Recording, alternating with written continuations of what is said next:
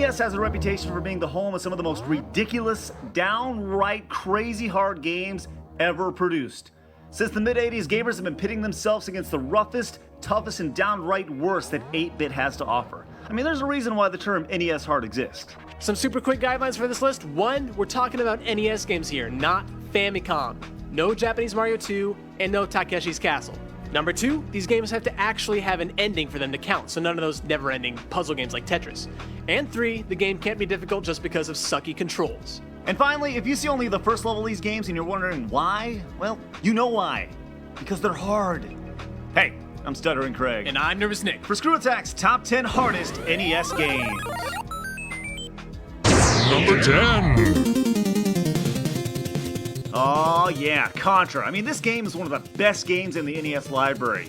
But it's not on our list because when Konami busted out the sequel, it came back even harder than the first. It gets stupidly hard trying to dodge everything, but just like the first game, the spreader is an absolute godsend.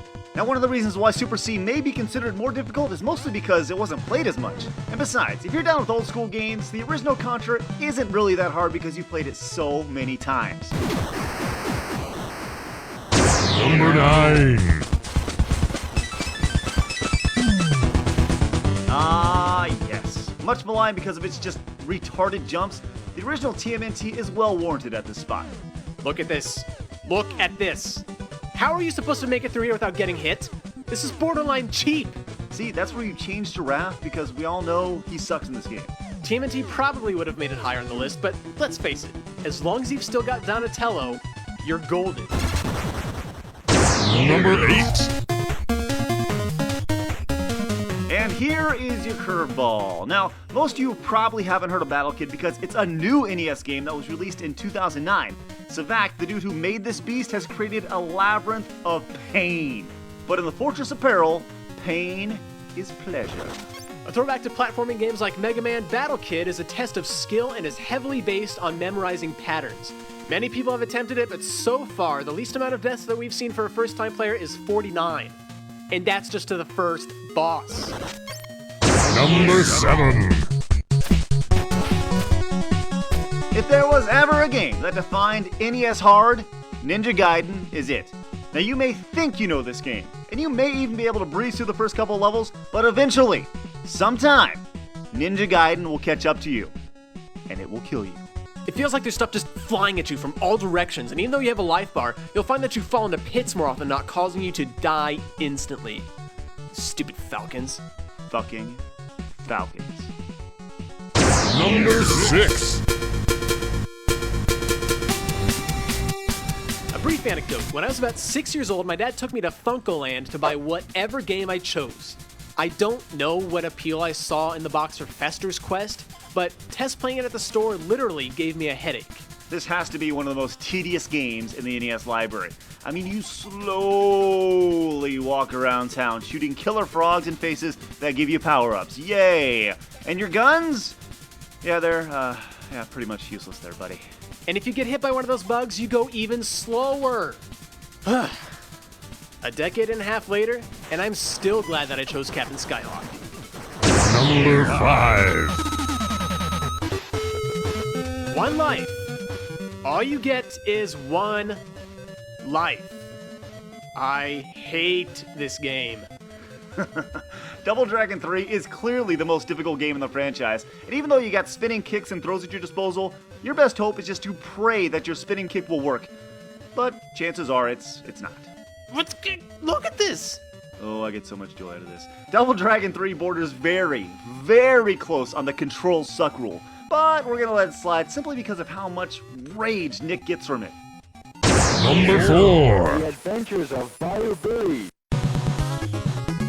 Okay, this game, it's not even fun. The Adventures of Bayou is like 3 games in one. You've got a beat 'em up, a shooter, and a driving game. All of them suck. Well, yeah, it does have some pretty cool music, but that pretty much is the only thing cool about getting your ass beat by the first group of enemies in the game. We did a test at the HQ, and the average lifespan in Bayou Billy is like 51 seconds. That's retarded.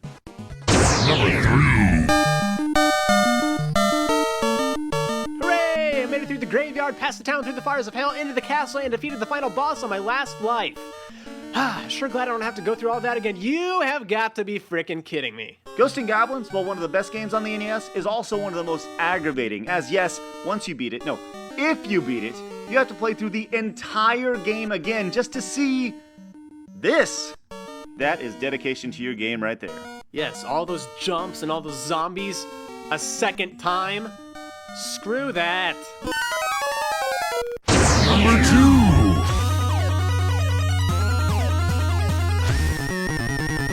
In a list all about difficult games, it's only inevitable for there to be a shmup somewhere, and yes, Silver Surfer is most definitely a shmup. Usually in shoot-em-ups your plane is fairly small and somewhat maneuverable, but let's examine Silver Surfer. The dude's surfboard is freaking huge.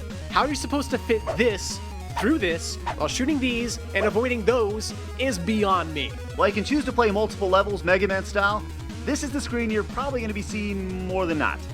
The death screen. One hit and you're here.